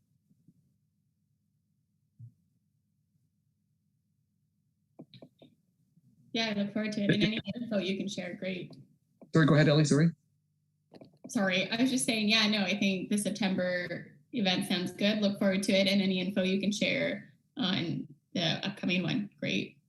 Okay, great. Vicki? Do we know of location yet? Sorry? Do we know of where we're going to hold the meeting yet? No, that's I mean, we do have the upstairs at the community center, but that's still being used as a vaccination clinic. It went from the marina floor upstairs. So we would look for a location, something central. Would the Legion be a possibility, perhaps? That we could approach the Legion and see if that makes sense for them. Okay, and if they allow that, would we be able to allow free parking on William Street in that lot for at least the duration of the meeting? I don't see why we couldn't. Perfect. As well, could we provide some transportation, either by school bus or Lanark County transportation or LCT from Carleton Place, anything? You know what? Great point, Vicki. And I think I'm sure we could line up some volunteer drivers who would be willing to go out, pick up people at night and take them home afterwards. So we communicate that. We have a method of them signing up, looking forward. And I for want of a 7-seater vehicle, I can help as well. So yeah, I think we'll find a way. And that's a very good point. Perfect. I think that's pretty much it. We'll get coffee and refreshments all covered by donation. Yeah. Perfect. We'll figure that out. Yes. Excellent. Okay. The town will? One way or another. Perfect. I love that. Okay. Yeah. Yeah, that's pretty much it. Otherwise, I'm good to go. Just want to maybe touch base with Linda Tranter to make sure that everything in my article is still up to date. And I'll work on my public speaking. I think you were prepared for this, Vicki. Oh. Great. Thank you. Carrie, you had your hand up? Yeah, so last meeting, I think it was Courtney and Vicky who kind of volunteered to kind of spearhead this event. I'm happy to share all the contact information I have with both of them regarding all of this, like to book things and things of that nature. The other thing I wanted to caution on is depending on the time of this event, we may not be able to use, or we may not be able to volunteer the William Street lot because a lot of that's by permit holder right now, but it would all depend on what time the event was to take place. So that remains to be seen, but we could definitely allow for parking if it is at the Legion. We could definitely, have bylaw enforcement stand down in that area for the time. As an evening event, there probably is more on-street parking available as well. Yeah. Okay. I want to chime in just though with regards to the evening event. So I know this would be something that I'd refer a lot of my clients to, but of course they're parents. And so it becomes a whole childcare issue. So sometimes things happening during the business day when children are in school opens things up and allows them to attend. Whereas if it's after school hours, they're unable to. So Kathy, would you suggest maybe we run potentially 2 workshops in a day, one in the afternoon, one in the evening? Yeah, absolutely, if possible. So we have, different demographics to address. So we have those who are the working poor or, could only come in the evening. And then we have families. So if possible, that would be great. And food is always a great incentive. Yeah. And again, this we can live stream it, but again, we know that not everybody has access to Wi-Fi or devices that make it that available to them. And even if it's available after the fact, you still need to have that Wi-Fi if you want to watch tour meeting. So very relevant point, Kathy. And I think that's something that as long as the speakers are available both afternoon and evening, then maybe it's something we try and do it all in one day. Very good. I meant to ask that was my last point was, could we perhaps approach a school and see if there's an educator that would be willing to volunteer their time to watch kids? Possibly, or we have CDC staff, but it's a matter of how to accommodate. So let's take that into consideration. That might be a method of, if some people have no choice, but they have to bring their kids, if there was a method of entertaining the kids. Yeah, even putting on a movie in a room and having a volunteer in there that's licensed, that would be able to watch them. That would be the best. Not the best, but at minimal, the best. Okay, so we can investigate those possibilities. Perfect. Okay, any further comments on this? We haven't, obviously we'll look at dates that work primarily probably for our speakers and especially Linda, who's going to be probably the marquee speaker that night. But for Ellie, if you'll be there, and Vicky and Courtney, we'll try to make sure we can accommodate everyone's schedules. Okay, working our way down here. Property standards bylaw and disposition of land bylaws. Let's go with Carrie, some feedback, some updates, please. Sure, I'll just keep this very brief, Sean. I had sent out both bylaws for the committee's review and any feedback you may have. Both of these are recommendations from the task force, and I know we're looking to get some of the low-hanging fruit kind of off of that list. So these are 2 of those potential low-hanging fruits that I think we can deal with in short order. The property standards bylaw. So I did take Linda Tranter up on her offer and met with her last week, and we had a fabulous talk. She's a very intriguing woman. And she offered some great insights, and as well as some history to me that I wasn't aware of. One of the items that we talked about very briefly when she presented was items such as mold and insects that people have to deal with. Unfortunately, that used to be under the health unit's purview, but they have since moved away from that. So those are items that we'll be looking to move into the property standards bylaw. We also talked about standard operating procedures for our officers and set timeframes for property orders to be dealt with. So she offered some really good insights from the tenant's perspective. And right off the hop, she did say that she's biased, and I knew going in she was, but she had great insights because quite honestly, the majority of property standards issues we deal with are from rentals and not so much from owned. So what I'm going to do, she offered me some comments. I've sent that out to all of you as well, our current bylaw. So if you have any comments or things you'd like to see added or questions, because some of the things that Linda asked me were items that can be found in other bylaws, so don't necessarily need to go in property standards. So I'm happy to take any feedback you have on the property standards bylaw. The second one was the land sale bylaw, and I distributed that to you as well. And what we were looking for in that bylaw was to get some inference of affordable housing in it. So what we did was add kind of a criteria that council would look at affordable housing in a good light when land sales were occurring. I don't really know what else we can add in that bylaw. It's more of a process bylaw about how we sell our land, about being transparent and accountable.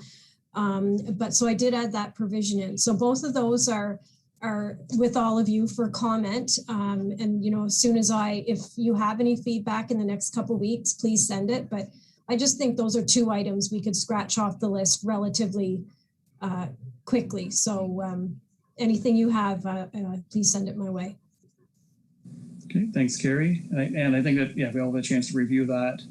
I think we keep that on the agenda for our next meeting. We can probably come up with some sort of final thoughts and recommendation to council. Hopefully, the land sale is in draft format that was sent. Now that I've gotten feedback from, and I did meet as well with my bylaw officers to get their feedback as well. So I think maybe I'll incorporate their feedback in Linda's and recirculate that to all of you before the next meeting for maybe further discussion on that one, because I think the property, it's a bylaw we use a lot. So definitely something that I want feedback from this group on before we take it to council. The other piece, I guess, is the sale of municipally owned land. Municipally owned land, and I don't think we've been able to update our inventory of that. No, Julia Crowder has joined us. She's our economic development manager, and she's working right now on trying. We did have a list when Manager Miller was here, but it needs to be updated. So that's what she's working on right now. So when she has that available, that will be available to all of you. I will caution, I don't know how we're going to format that list. So there might be parts of that are confidential information, but you know, given that we're a committee of council, that, you know, if that's given to you, I think everybody would maintain the privacy if there's ownership name on it.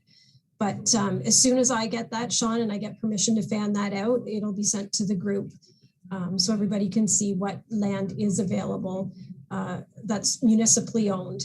And then that will tie in quite nicely to the land sale bylaw as well. Well, to my recollection, I know there are a few smaller parcels on service land in town that may be suitable. So look forward to that coming back and then maybe some strategies about what we should be doing with that. Okay.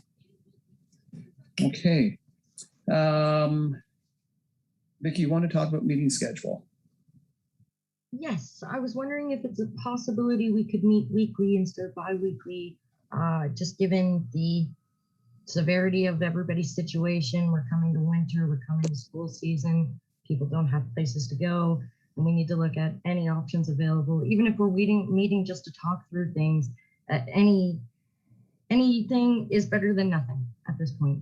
And I feel like we've missed a lot of meetings for precarious nature, and we need to make up for it.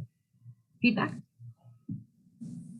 I'd like to hear thoughts. I mean, as we've talked a couple of times here, we know that we're doing a lot of strategic work and on things that will create change over time. We're also in a crisis, and I guess there's a question: what can we do? Is there more we can be doing in a crisis? Lorraine? Yeah, no, as much as that would be, I understand why you would see it's beneficial. In my schedule, I couldn't do that. I mean, right now, there's rarely a day I'm not in Zoom most of the day, and or at meetings. I hope soon that we can actually go places and be at meetings, but I would try, and if that's what the group wants, I would try and come to as many as I could, but I can't even commit to it because I'm not sure what day I have other things. I'd have to look at my schedule. Other thoughts? I mean, you were all here as volunteers, and I'll make sure we're respectful of people's times and other schedules. And Vic, I really certainly understand where you're coming from. I know personally, I think I've got 19 or 21 meetings this week, and it would be difficult. The other challenge would be coordinating schedules that would enable people to be there. That doesn't mean we if we don't meet more frequently that we can't be doing things in the meantime. And I would look at every member of this group. If you have thoughts and methods that we need to be considering,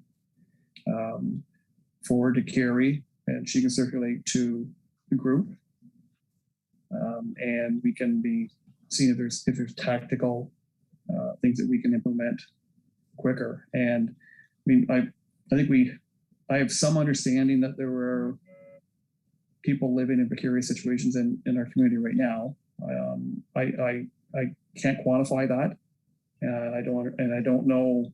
I worry about what may happen come October, November, if people are living in situations that are potentially impacted by cold weather, by the impending winter and fall. Some of you obviously know more about this than I do, and we know that we have a partner with the county that does have provincial funds in which to provide housing. It's committed to housing and rent supports, and we know the wait list for housing is probably 8 years, so that's not a practical solution for anybody in crisis. I know that they have had, I understand there is a much smaller number of people living in hotels right now. The feedback I have from Leonard County Housing is that they have been able to move people into more suitable living arrangements than hotels. And that's the feedback I've received. But some of the people may be living quite precariously right now, and of course we know what's coming. So is there thoughts from some of the group? Are there things, this is a roundtable right now, it's not part of our agenda, we've got a couple minutes, but is there thoughts on things we can be doing in a crisis that might make a difference? Carrie? Sorry, Sean, I just very quickly wanted to go back to Vicky's question, and I'm going to pull the clerk card and remind everybody that we do have the accountability and transparency policy, and we do have operate under the Municipal Act where we have to be transparent and to hold meetings every week. I don't think that's we could resource that because that does take our IT coordinator's time, and he is live streaming every committee and council meeting we've got right now. So from a resource and logistics perspective, I don't think meeting every week could be accommodated from our end. Thank you. Sorry to be the wet blanket, Vicky. No, it's okay. I guess I'm panicking because I'm not in this situation, but I know many who are. I know of not personally many who are. I've seen it on Facebook. I've seen it everywhere you go. You see it. You know it. We all know it. People are going to be homeless today, tomorrow, and the next day, especially with winter coming. So I'm panicking because what is their plan of action? What can they do? And I guess maybe if the town could release even an infographic of, hey, these are the numbers to call if you are literally homeless. Like, this is how many nights stay that the county will fund for you in a hotel. The town will not kick you out of a tent. Things like these, that would be really imperative, I guess, in this kind of a unprecedented crisis. No, that's a great point. And Yes. Let me look into that because we do have, a social media feed that's well broadcast. So if I can, obviously would work with the county to make sure that we get the same messaging out. But I love your heart, Vicky. We'll do what we can. I appreciate it. I really do. And I'm not disappointed in any way. I just wanted to bring it up, and the fact that we're talking is all the better. Perfect. Well, and Vicky, to your point, a lot of people may not be aware of what services are available and who to call, right? Especially in a crisis. And Ellie, okay, your hand's up, good, because I want to turn to you next because you're the one who is dealing with this on a daily basis. Yeah, and I would like to maybe for our next meeting too, as we're talking about this crisis, talk about, I've mentioned this before, but tent encampments are coming. And I'd like to make sure that as a municipality, we will support those. We're seeing all over the country right now, the police physically removing people. And I would like to make sure that that's not going to happen here. And, if we can get out ahead of that, kind of as Vicki was just saying, where are safe places that people can tent and where they can be met with resources. And then looking at things like access to bathrooms and showers for these individuals. So we can be prepared because it's coming. It's just a question of when. And I would hate for it to happen, and we have the awful decision to use police enforcement to remove them, but also for those individuals to be that desperate and in that much need of support and not have that infrastructure in place. Thank you. Jeff? I'm curious, and I'm looking to the people that work on the front lines to maybe answer this question. Do you perceive that homelessness will be greater this winter than it was last winter?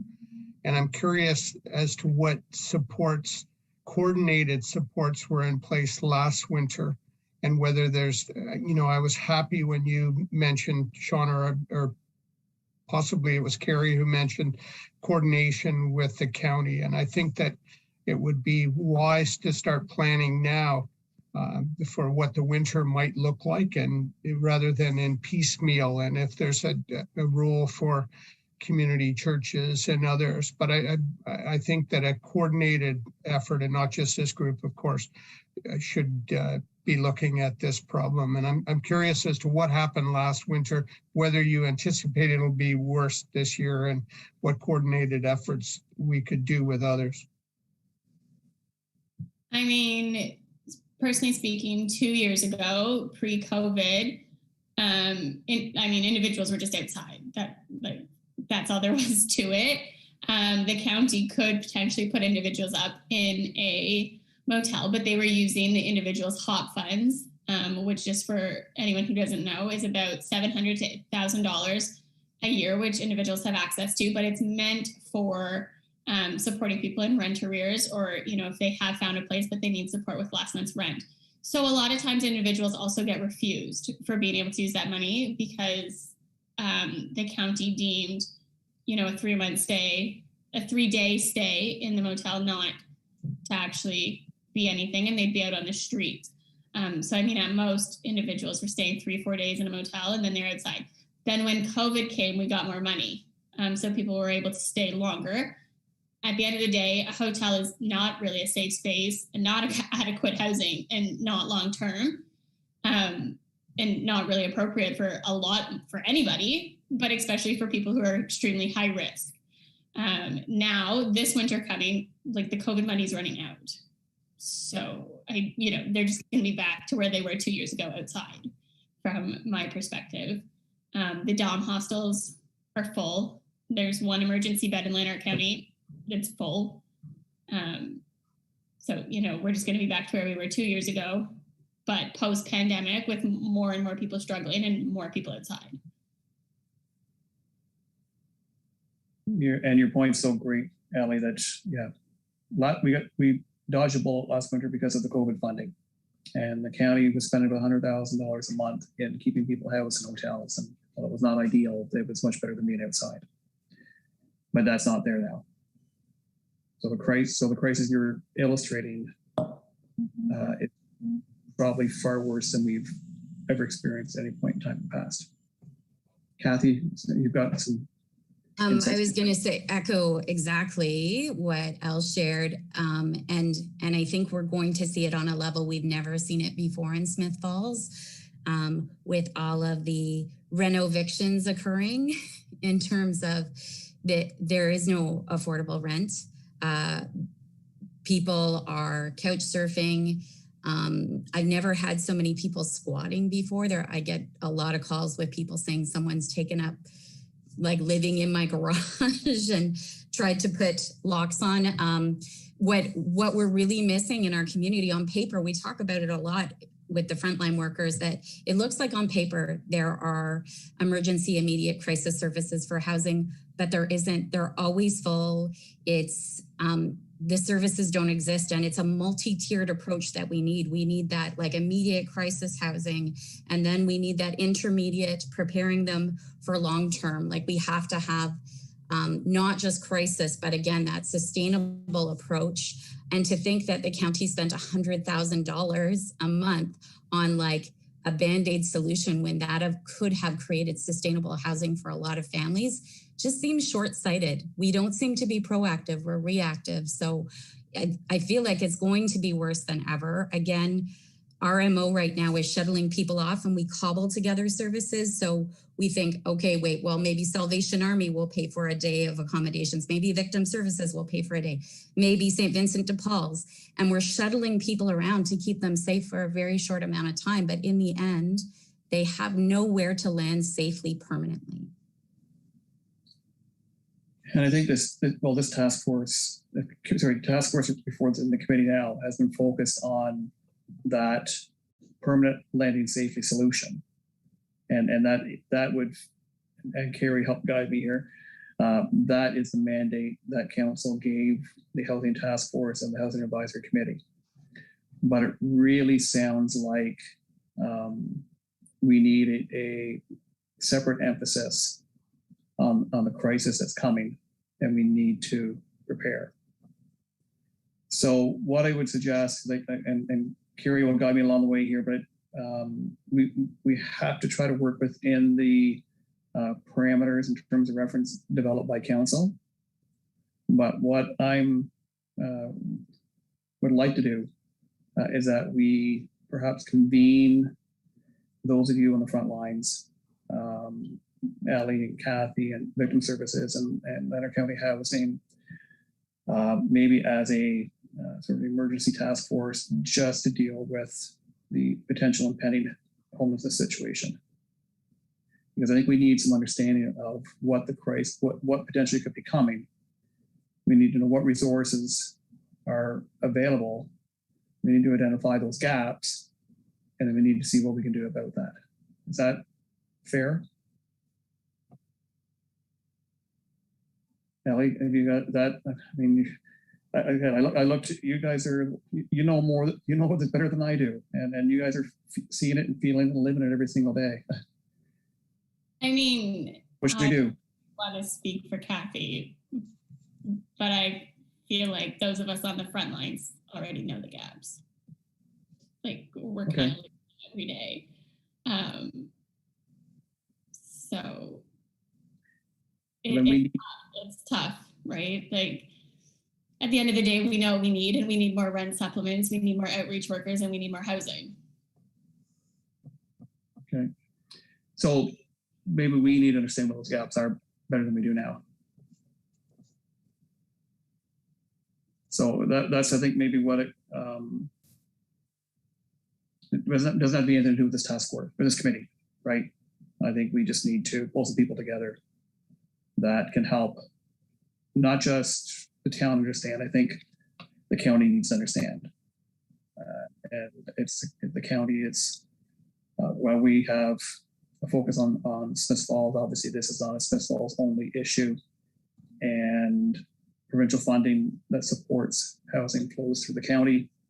And at best, we have Councillor McKenna and I sitting on community services and to advocate. But I think we need more help. We need you guys to help us, and we need to help you. Okay. Is there any way to lobby for the provincial or the federal government to get some emergency funding? Possibly. I don't know. Ellie, you've probably been doing that yourself. I mean, Cornerstone's been around for what, 20 plus years now. Yeah, maybe about 10. I think again, kind of the issue that you just stated there, Sean, was the funding goes directly to the county within Ontario. So not-for-profits can't apply for a lot of that funding until the county applies for it. So with that being said, I think the education piece is really great if we can educate the county on that and they can advocate and apply for more funding for us. That would be really great. But I know like we've struggled at times applying for funding because as an outside agency, like as a nonprofit, we can't apply directly because that's just not the way the funding streamline works within Ontario. Whereas like say in Halifax, any nonprofit can apply to the housing pot of money. So I think again, the education piece is really important, as you were stating there, to Smiths Falls, but also to the whole Lanark County. Well, and I guess in Cornerstone sort of stands as a conduit where you, all the work you do to try and get some funds, which you can then funnel out to the people who really need it, but you're dependent on the goodwill of the community primarily, I guess. Yeah. Okay, so let's set that aside, and Ellie and Kathy, let's connect again on that. I think there's more we need to do.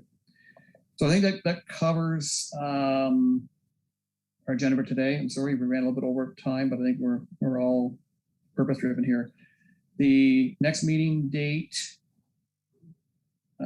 Carrie. September 1st. Same time, same place. Well, now I will be on holidays and I will be off the grid. Okay. So, but we do have a vice chair, Lindsay, who could take over chairing the meeting, or Councillor Allen or somebody else I'm sure could take over. I don't want to hold up progress simply because I'm off the grid, and I may see if I hop in a car and find a cell signal somewhere, I might be able to actually tune in for part of the meeting, but I know it would not be a reliable signal because I'm up in the bush.